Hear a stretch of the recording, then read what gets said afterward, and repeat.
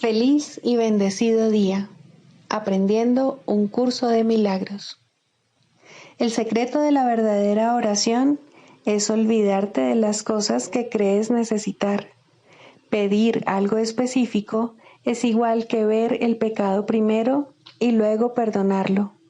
Del mismo modo, al orar pasas por alto tus necesidades específicas, tal como las ves, y las dejas en manos de Dios.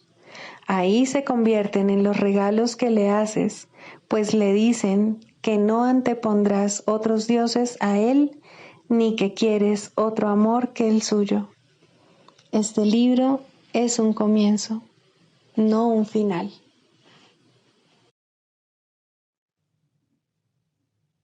Del prefacio, ¿qué postula?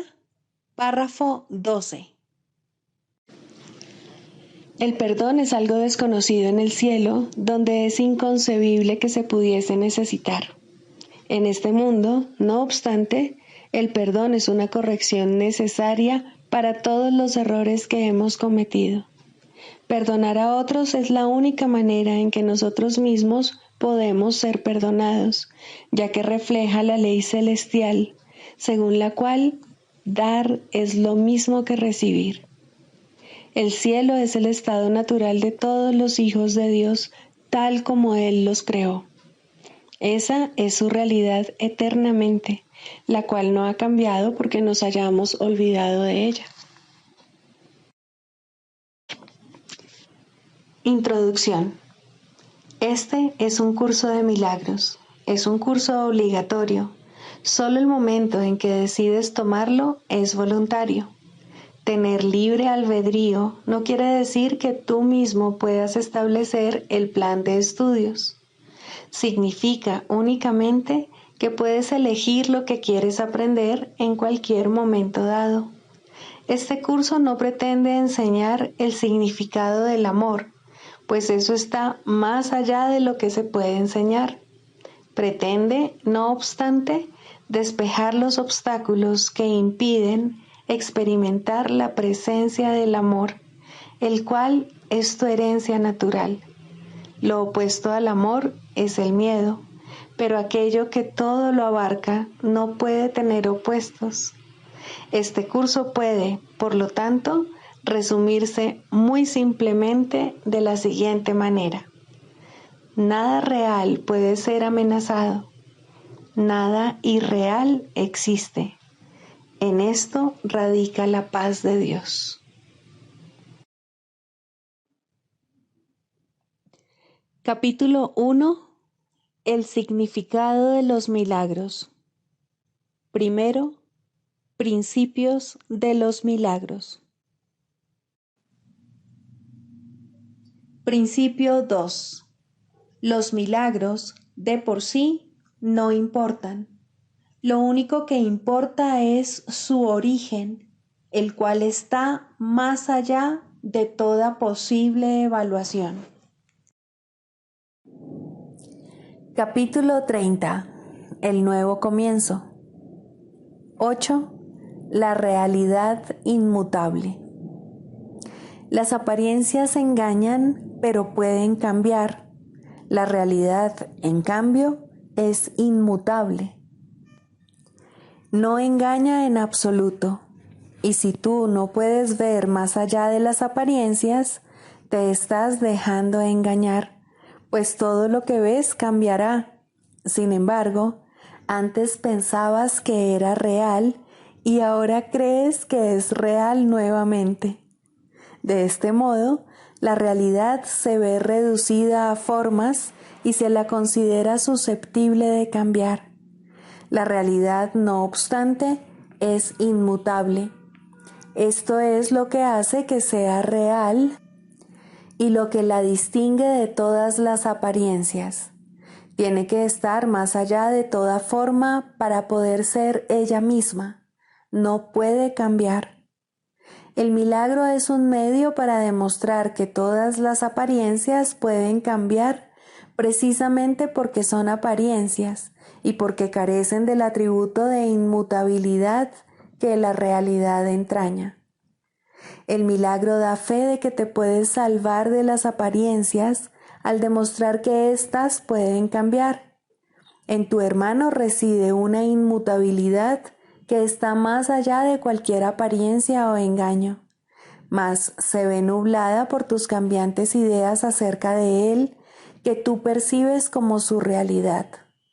Lo que constituiría un sueño feliz con respecto a él adopta la forma de una apariencia en la que él goza de perfecta salud. Se encuentra completamente inmune a cualquier clase de carencia y está perfectamente a salvo de cualquier clase de desastre. El milagro es la prueba de que él no está limitado por ninguna clase de pérdida o sufrimiento, ya que todo ello puede cambiar tan fácilmente. Esto demuestra que nunca fueron reales y que no pudieron haber surgido de su realidad, pues ésta es inmutable y no hay nada en el cielo o en la tierra que pueda jamás alterar sus efectos. Es evidente, en cambio, que las apariencias son irreales precisamente porque pueden cambiar. ¿Qué es la tentación sino el deseo de hacer que las ilusiones sean reales? No parece ser el deseo de hacer que lo que es real no lo sea. Sin embargo, es una afirmación de que algunas clases de ídolos ejercen una poderosa atracción que los hace más difíciles de resistir que aquellos que tú preferirías que no fuesen reales. Toda tentación, por lo tanto, no es más que esto, una plegaria para que el milagro no ejerza influencia sobre algunos sueños y para que, en vez de ello, mantenga su irrealidad oculta y les otorgue realidad. El cielo no responde a tal oración, ni tampoco se te puede conceder un milagro para sanar las apariencias que no te gustan. Has establecido límites. Lo que pides se te concede, pero no por el Dios que no conoce límites. Solo tú te has limitado a ti mismo. La realidad es inmutable. Los milagros no hacen sino mostrar que lo que tú has interpuesto entre la realidad y tu conciencia es ilusorio y que no es en modo alguno una interferencia. El costo de la creencia de que algunas apariencias están más allá de cualquier esperanza de cambio es que el milagro no se obra a través de ti de manera consistente, pues has pedido que no tenga el poder de sanar todos los sueños. No hay milagro que no se te pueda conceder si realmente deseas la curación, pero no se te puede conceder ninguno a menos que la desees.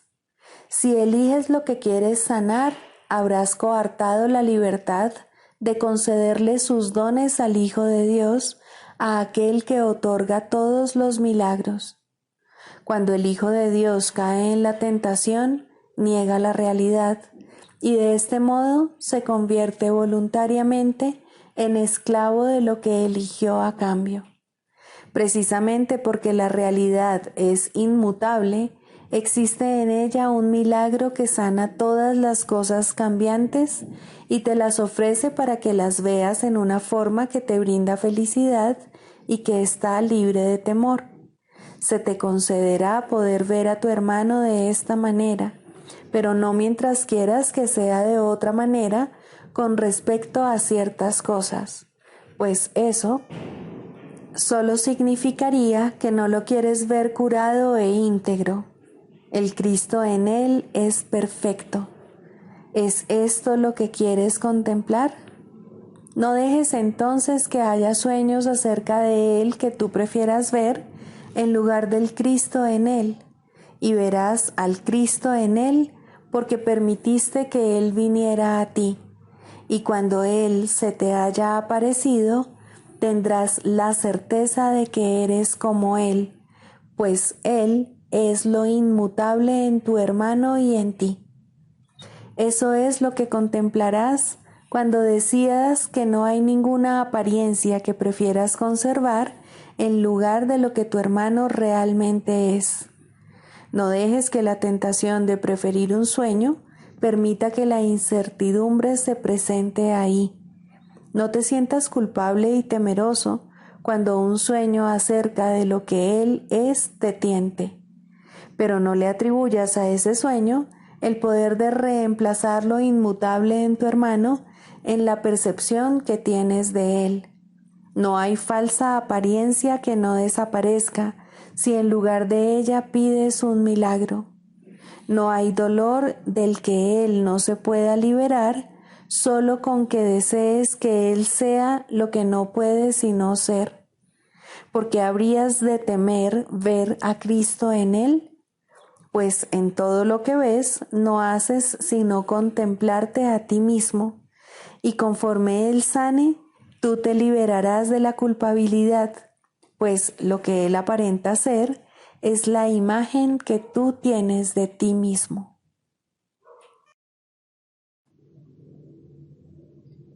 Libro de ejercicios, lección 114, para los repasos de mañana y noche. Primero, soy espíritu. Soy el Hijo de Dios. No hay cuerpo que pueda contener mi espíritu o imponerme una limitación que Dios no haya creado.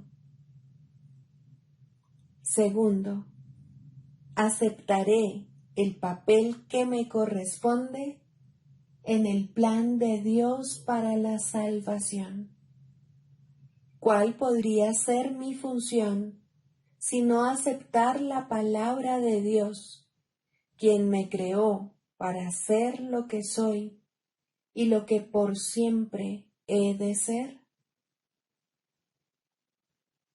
A la hora en punto, soy espíritu. Media hora más tarde, aceptaré el papel que me corresponde en el plan de Dios para la salvación.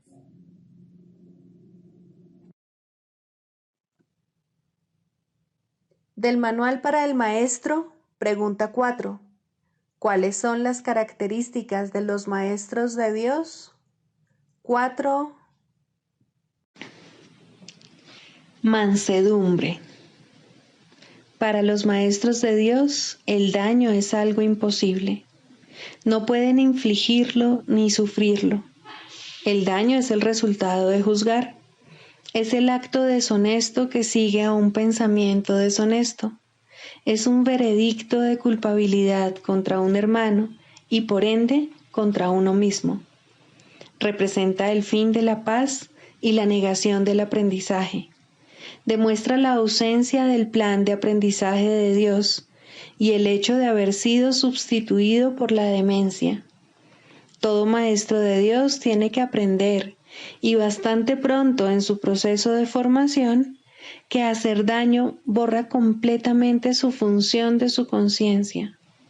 Hacer daño le confundirá y le hará abrigar sospechas y sentir ira y temor. Hará que le resulte imposible aprender las lecciones del Espíritu Santo. Tampoco podrá oír al Maestro de Dios, quien solo puede ser oído por aquellos que se dan cuenta de que hacer daño, de hecho, no lleva a ninguna parte y de que nada provechoso puede proceder de ello. Los maestros de Dios, por lo tanto, son completamente mansos. Necesitan la fuerza de la mansedumbre, pues gracias a ella, la función de la salvación se vuelve fácil. Para los que hacen daño, llevar a cabo dicha función es imposible. Pero para quienes el daño no tiene significado, la función de la salvación es sencillamente algo natural. ¿Qué otra elección, sino esta, tiene sentido para el que está en su sano juicio? ¿Quién, de percibir un camino que conduce al cielo, elegiría el infierno? ¿Y quién elegiría la debilidad que irremediablemente resulta de hacer daño cuando puede elegir la fuerza infalible, todo abarcante e ilimitada de la mansedumbre? El poder de los maestros de Dios radica en su mansedumbre, pues han entendido que los pensamientos de maldad no emanan del Hijo de Dios ni de su Creador. Por lo tanto, unen sus pensamientos a aquel que es su fuente, y así su voluntad, que siempre fue la de Dios, queda libre para ser como es.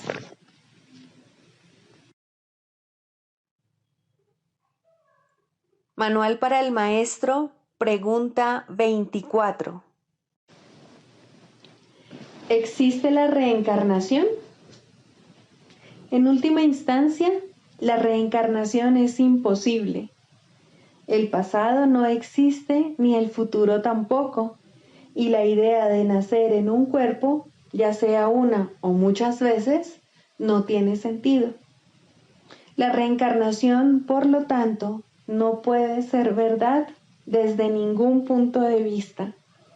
Nuestra única pregunta debería ser, ¿es un concepto útil?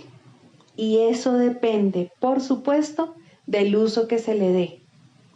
Si se usa para reforzar el reconocimiento de la naturaleza eterna de la vida, es ciertamente útil. ¿Qué otra pregunta con respecto a la reencarnación podría ser útil para arrojar luz sobre el camino? Al igual que muchas otras creencias, esta puede usarse desacertadamente. En el mejor de los casos, el mal uso que se hace de ella da lugar a preocupaciones y tal vez a orgullo por el pasado. En el peor de los casos, provoca inercia en el presente. Y entre estos dos extremos puede dar lugar a muchísimas insensateces. La reencarnación no sería, en ningún caso, el problema con el que hay que lidiar ahora. Si la reencarnación fuese responsable de algunas de las dificultades a las que el individuo se enfrenta ahora, la única tarea de éste seguiría siendo la de escapar de ellas ahora. Si lo que está haciendo es sentando las bases para una vida futura, aún así solo puede solventar el asunto de su salvación ahora. Puede que algunos hallen consuelo en el concepto, y si ello los consuela, su valor es evidente. Lo cierto es, sin embargo, que tanto los que creen en la reencarnación como los que no, pueden encontrar el camino que conduce a la salvación. Por lo tanto, no puede considerarse que sea una idea esencial en el programa de estudios. Siempre existe cierto riesgo en ver el presente en función del pasado, mas siempre hay algo bueno en cualquier pensamiento que refuerce la idea de que la vida y el cuerpo no son lo mismo. Para nuestros propósitos, no sería útil adoptar una postura definitiva al respecto. Un maestro de Dios debe ser igualmente útil para los que creen en la reencarnación como para los que no. Exigirle una postura definitiva simplemente limitaría su utilidad, así como su propia capacidad de decisión. Nuestro curso no se ocupa de ningún concepto que no sea aceptable para cualquier persona, independientemente de sus creencias previas. Bastante tendrá con lidiar con su ego como para añadir controversias sectarias a su carga. Tampoco sería ventajoso que alguien aceptara el curso prematuramente solo porque éste apoya una creencia que él ha albergado por mucho tiempo. No puede hacerse demasiado hincapié en el hecho de que lo que el curso se propone es una completa inversión del pensamiento. Cuando esto finalmente se logre, cuestiones tales como la validez de la reencarnación dejarán de tener sentido. Hasta entonces, es probable que sean simplemente motivo de controversia. El Maestro de Dios, por lo tanto, hará bien en alejarse de todas esas cuestiones, ya que aparte de ellas es mucho lo que tiene que enseñar y aprender. Debe aprender y enseñar que las cuestiones teóricas no son más que una pérdida de tiempo, puesto que desvían al tiempo del propósito que se le asignó. Si un concepto o una creencia tiene aspectos útiles, se le dirá. También se le dirá cómo usarlos. ¿Qué más necesita saber? ¿Quiere decir esto que el Maestro de Dios no debe creer en la reencarnación ni discutirla con otros que sí creen en ella? Por supuesto que no. Si él cree en la reencarnación, sería un error que renunciase a su creencia a menos que su maestro interno así se lo aconsejase. Y eso es muy poco probable. Es posible que se le indique que está haciendo un mal uso de la creencia, de tal manera que ello resulta perjudicial tanto para el progreso de su alumno como para el suyo propio. En ese caso, se le recomendaría una reinterpretación, puesto que ésta sería necesaria. Lo único que se tiene que reconocer, no obstante, es que el nacimiento no fue el principio y que la muerte no es el final, mas ni siquiera esto se requiere del principiante. Él solo necesita aceptar la idea de que lo que sabe no es necesariamente todo lo que es posible aprender. Su jornada habrá comenzado. El énfasis de este curso es siempre el mismo. En este momento es cuando se te ofrece total salvación y en este momento es cuando puedes aceptarla. Esa sigue siendo tu única responsabilidad. La expiación se puede equiparar a la escapatoria total del pasado o a la total falta de interés por el futuro. El cielo está aquí. No existe ningún otro lugar. El cielo es ahora. No existe ningún otro tiempo. Los maestros de Dios no se interesan por ninguna otra enseñanza que no conduzca a esto. Todas las creencias apuntan a ello si han sido interpretadas correctamente. En este sentido, se puede decir que su verdad está determinada por el provecho que resulte de ellas. Todas las creencias que facilitan el progreso se deben respetar. Este es el único criterio que este curso requiere. No se requiere nada más.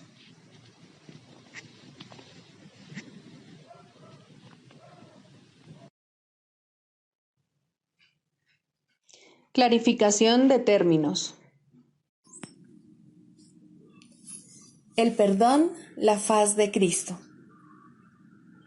El perdón es el medio que nos lleva a Dios y que nos permite alcanzarle, mas es algo ajeno a Él.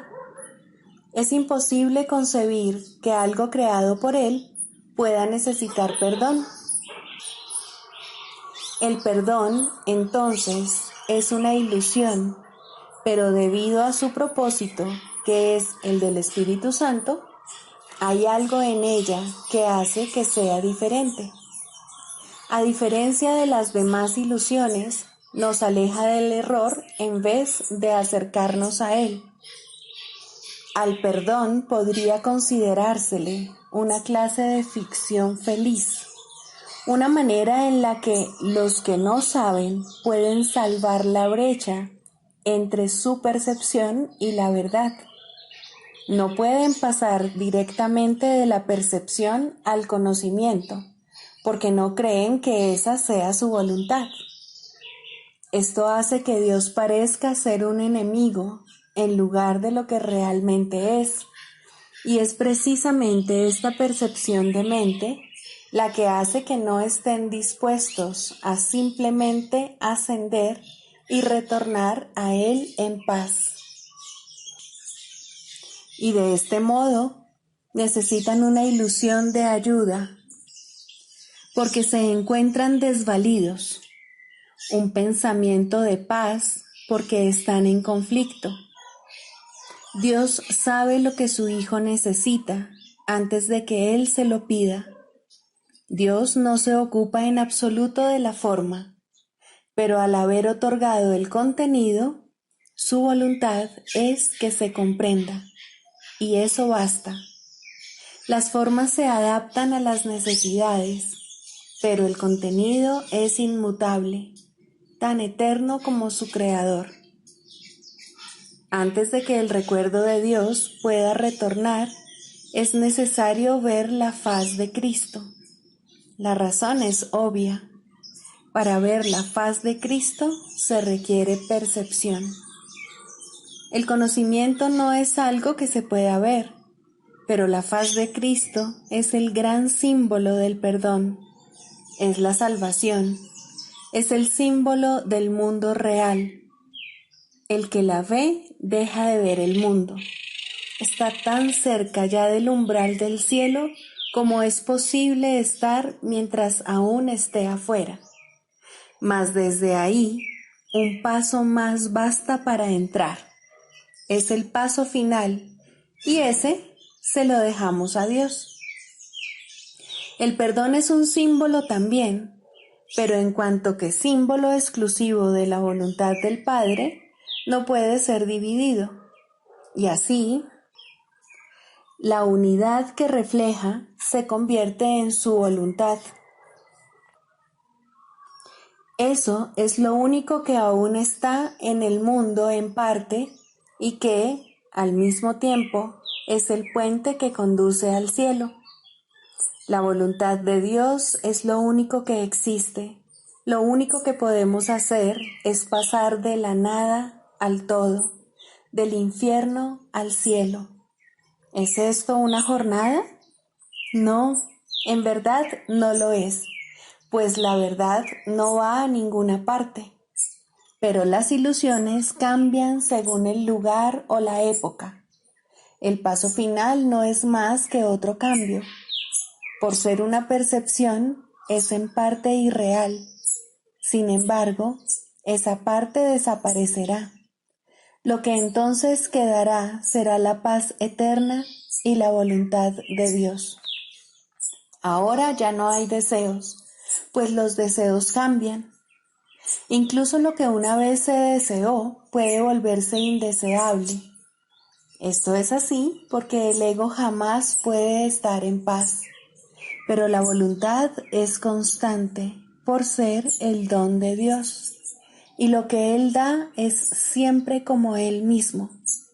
Este es el propósito de la faz de Cristo. Es el regalo de Dios para la salvación de su Hijo. Contempla únicamente esto y habrás sido perdonado. Cuán hermoso se vuelve el mundo en ese instante en el que ves la verdad acerca de ti mismo reflejada en él. Ahora estás libre de pecado y contemplas tu impecabilidad. Ahora eres santo y así lo percibes.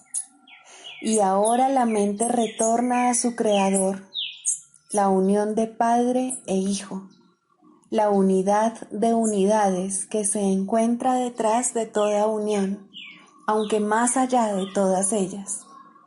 No se ve a Dios, sino que únicamente se le comprende. No se ataca a su Hijo, sino que se le reconoce.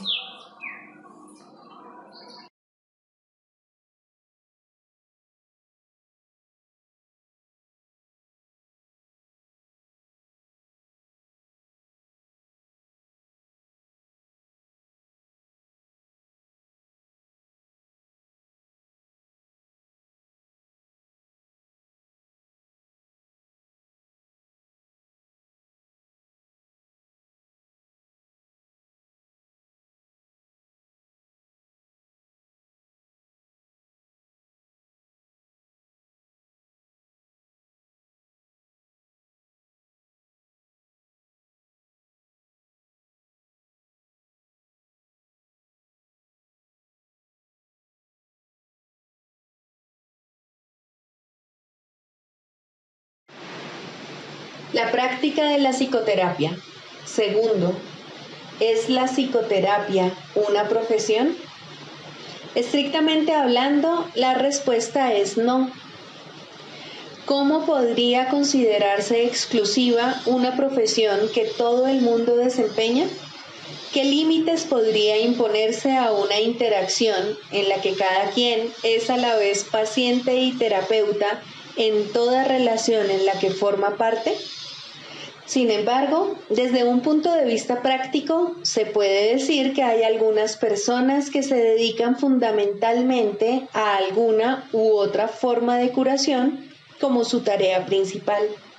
Y es a ellos a los que un gran número de personas acude en busca de ayuda. Esa es, en efecto, la práctica de la terapia. Ellos son, por consiguiente, los ayudantes oficiales. Están dedicados a satisfacer ciertas clases de necesidad en sus actividades profesionales, aunque pueden ser maestros mucho más capaces fuera de ellas. Ellos no necesitan, evidentemente, pautas específicas, pero se les puede pedir que utilicen ciertas aplicaciones de los principios generales que rigen la curación. En primer lugar, el terapeuta profesional se encuentra en una disposición idónea para demostrar que no hay grados de dificultad en la curación. No obstante, para poder hacer esto, necesita un adiestramiento especial, puesto que el aprendizaje mediante el cual se convirtió en terapeuta probablemente le enseñó poco o nada acerca de los verdaderos principios de la curación. De hecho, probablemente le enseñó cómo imposibilitarla. La mayoría de las enseñanzas del mundo siguen un programa de estudio en cómo juzgar con miras a hacer del terapeuta un juez. Más aún de esto, se puede valer el Espíritu Santo y a la menor invitación lo hará. El sanador no sanado puede ser arrogante, egoísta, indiferente e incluso deshonesto. Puede no estar interesado en la curación como su meta principal, pero algo le sucedió. No importa cuán leve pudo haber sido, ni cuán equivocada la dirección que pudo haber elegido cuando decidió ser un sanador. Ese algo es suficiente.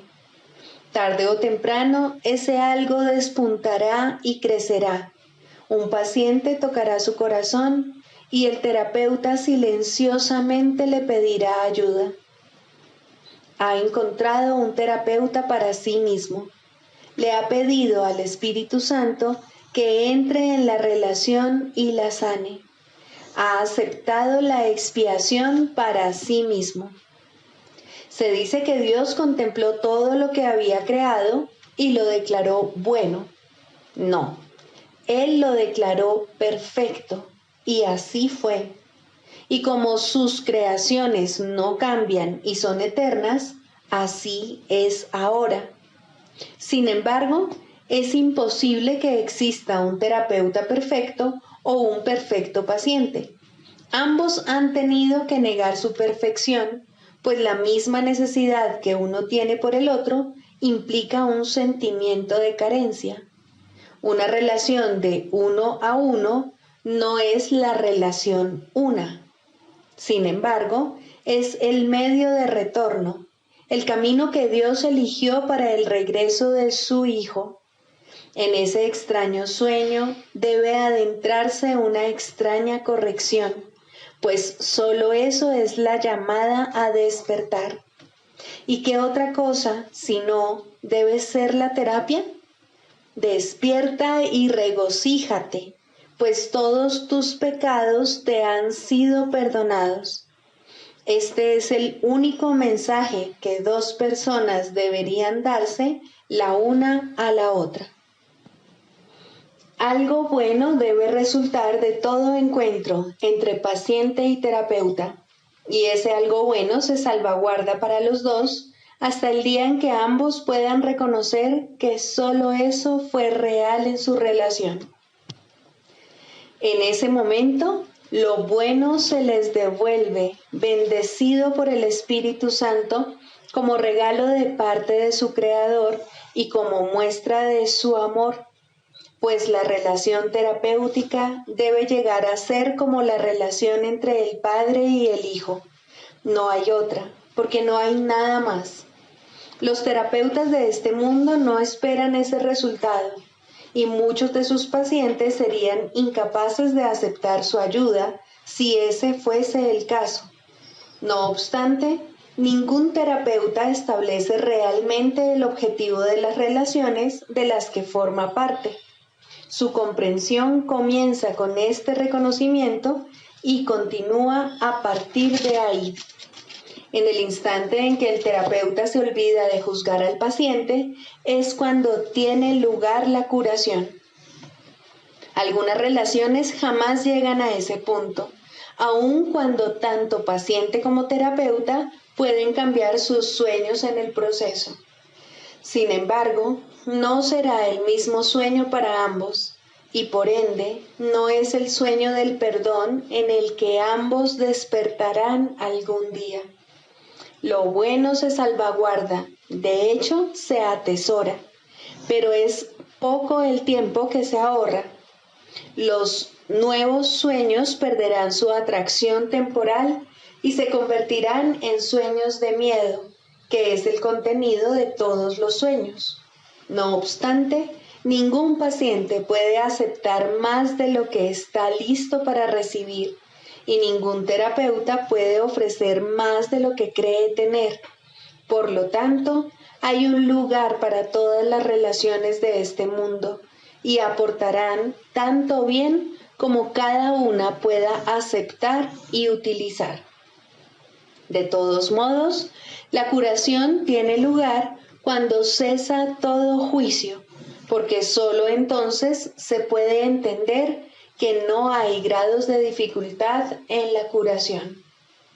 Este entendimiento es crucial para el sanador sanado. Ha aprendido que no es más difícil despertar a un hermano de un sueño que de otro. Ningún terapeuta profesional puede mantener este entendimiento todo el tiempo en su mente y ofrecérselo a todo el que acude a él. Hay algunos en este mundo que casi lo han logrado, pero no han aceptado el regalo del todo para poder permanecer aquí y dejar que su comprensión permanezca en la tierra hasta el final de los tiempos. Realmente no se les debe llamar terapeutas profesionales. Son los santos de Dios. Son los salvadores del mundo. Su imagen ha de permanecer porque así lo eligieron. Toman el lugar de otras imágenes y su ayuda llega en forma de tiernos sueños. Una vez que el terapeuta profesional se ha dado cuenta de que las mentes están unidas, puede también reconocer que el concepto de grados de dificultad en la curación no tiene sentido. No obstante, mucho antes de que llegue a este entendimiento con el tiempo, puede encaminarse hacia él, y son muchos los instantes santos que pueden ser suyos a lo largo del camino. Una meta marca el final de una jornada, no el comienzo, y a medida que se alcanza cada meta, otra puede vislumbrarse más adelante. La mayoría de los terapeutas profesionales apenas se encuentran al comienzo de la fase inicial de la primera jornada. Incluso aquellos que han comenzado a comprender lo que deben hacer pueden oponerse a dar el primer paso. Sin embargo, todas las leyes de la curación pueden ser suyas en un solo instante. La jornada no es larga excepto en sueños. El terapeuta profesional posee una ventaja que puede ahorrarle una enorme cantidad de tiempo si la usa adecuadamente. Ha elegido una senda en la que existe una gran tentación a hacer un mal uso de su papel. Si escapa a la tentación de asumir una función que no le ha sido dada, podrá superar muchos obstáculos a la paz con bastante rapidez. Para entender que no hay grado de dificultad en la curación, tiene que reconocer también su igualdad con el paciente. No hay términos medios en esto.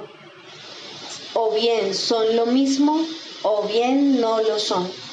Los intentos de los terapeutas de transigir con respecto a esto son extraños en verdad.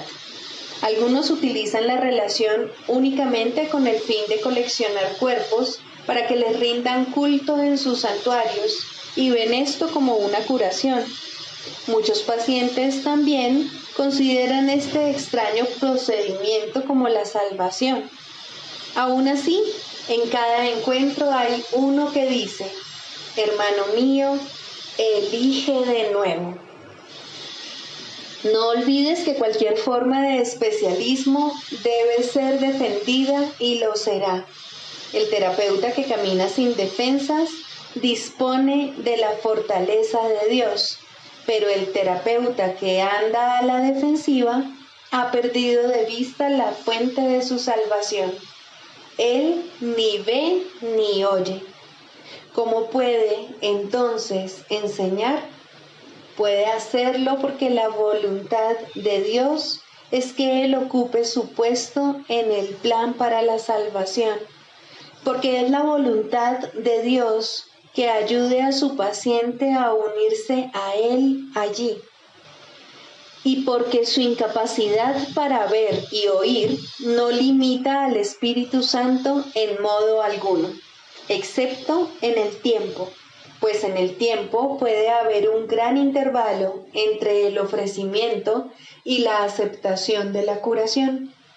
Este es el velo que cubre la faz de Cristo, pero no puede ser sino una ilusión, porque el tiempo no existe y la voluntad de Dios ha sido siempre exactamente como es.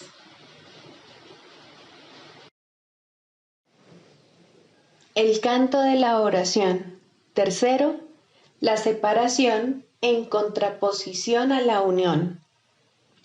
La falsa curación sana al cuerpo en parte, pero nunca de forma total. Sus metas separadas se pueden apreciar claramente en esto, pues no elimina la maldición del pecado que yace sobre él. Por consiguiente, todavía engaña. No es realizada por uno que comprende que el otro es exactamente igual que él, pues esto es lo que hace posible la verdadera curación. Cuando es falsa, hay un poder que uno de ellos posee que no ha sido otorgado a ambos por igual. En esto se muestra la separación, y con eso se pierde el significado de la verdadera curación y surgen ídolos para opacar la unidad que es el Hijo de Dios. Curar para separar puede parecer una idea extraña. Sin embargo, lo mismo se puede decir de toda forma de curación basada en cualquier tipo de desigualdad. Esas formas pueden sanar el cuerpo y, de hecho, generalmente se limitan a eso. Alguien sabe más, se ha adiestrado mejor o es quizás más talentoso y sabio. Por lo tanto, puede curar a alguien que se encuentra por debajo de él y bajo su amparo. El cuerpo se puede curar de esta manera porque en sueños la igualdad no puede ser permanente. El sueño se compone de modificaciones y cambios. Curarse parece consistir en encontrar a alguien más sabio, quien, mediante sus artificios y conocimientos, lo consiga. Alguien sabe más. Esta es la frase mágica por medio de la cual el cuerpo parece ser el objeto de la curación, tal como el mundo la concibe. Y a este alguien más sabio, el otro se dirige para beneficiarse de su conocimiento y habilidad, para encontrar en él remedio para su dolor. ¿Cómo puede ser eso? La verdadera curación no puede proceder de una desigualdad asumida, que posteriormente se acepta como la verdad y luego se usa para ayudar a sanar a los heridos y calmar la mente que sufre de la agonía de la duda. ¿Existe entonces un papel que uno pueda jugar en la curación para ofrecer ayuda a otro? Desde la arrogancia, la respuesta tiene que ser No, pero desde la humildad, ciertamente hay un lugar para los que quieren ayudar. Es como el papel del que ayuda en la oración, que deja que el perdón sea aquello para lo que se concibió. No te consideras el portador del don especial que da lugar a la curación. Lo único que tienes que hacer es reconocer tu unidad con el que está pidiendo ayuda, pues en esta unidad desaparece su sentido de separación, que es lo que lo enfermó. No tiene sentido administrar remedio alguno excepto allí donde radica la fuente de la enfermedad, pues de otra manera nunca podría curarse verdaderamente. Sanadores los hay, pues son hijos de Dios que reconocen su fuente y comprenden que todo lo que su fuente crea es uno con ellos. Ese es el remedio que brinda alivio infalible. Ese es el remedio que seguirá bendiciendo por toda la eternidad. No cura solo en parte, sino totalmente y para siempre. Ahora la causa de toda dolencia se ha puesto al descubierto totalmente como es, y en ese lugar se halla ahora escrita la santa palabra de Dios. La enfermedad y la separación deben curarse por el amor y la unión. Nada más puede curar tal como Dios estableció la curación. Sin Él no hay curación, pues sin Él no hay amor. Solo la voz de Dios puede decirte cómo curar. Escucha y nunca dejarás de ofrecer su amoroso remedio a quienes Él te envía para dejar que Él los sane y para bendecir a todos aquellos que colaboran con Él en nombre de la curación. El cuerpo sanará porque la causa de su enfermedad ha desaparecido y ahora, al no tener causa alguna, no puede volver a presentarse en otra forma. Tampoco se temerá a la muerte, porque se ha comprendido lo que es. Aquel que verdaderamente se ha curado no tiene miedo, pues el amor ha entrado allí donde antes había ídolos, y el miedo ha cedido finalmente ante Dios.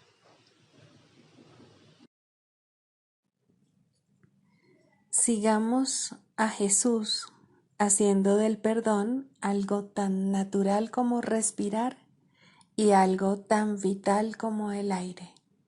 Amén.